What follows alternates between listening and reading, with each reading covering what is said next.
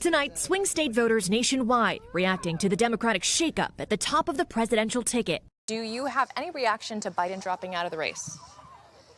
I think he made a choice for the country, and I'm in favor of it. From North Carolina to Pennsylvania. I think it's good. He was old, he was freezing up in debates and stuff. To Michigan. Now, it was a shock, but at the same time, they must feel it's best for the election. They are among the voters in 7 swing states who will be key in deciding who will be the next president. Among them, North Carolina, where Biden lost 4 years ago. The DNC has since invested over $1.2 million in a full court press to win back 2024 voters. Some in the capital city of Raleigh saying today's bombshell dropout by the president boosts their confidence. It makes me much more happy that there's a greater chance Trump won't win, because that debate scared the crap out of me. Others say they'll back whoever is on the Democratic ticket. It won't change who I'll vote for, or who I won't vote for. Let me put it that way. But pivotal to winning the swing states, winning over those who aren't Who are you so voting sure. for? I'm still deciding.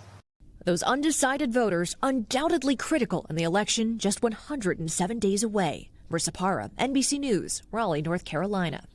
We're back with a closer look at how today's announcement from President Biden might impact the Democratic Party as it prepares to lock a new nominee.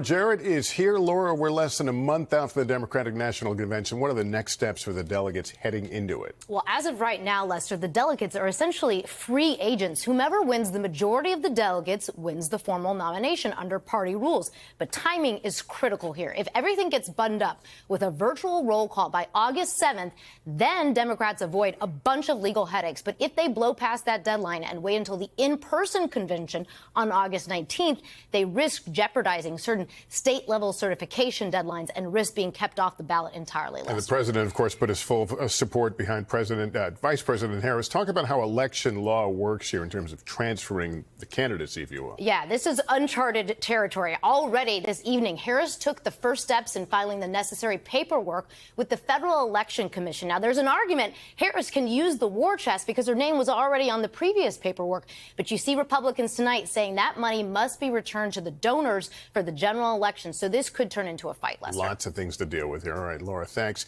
Thanks for watching. Stay updated about breaking news and top stories on the NBC News app or follow us on social media.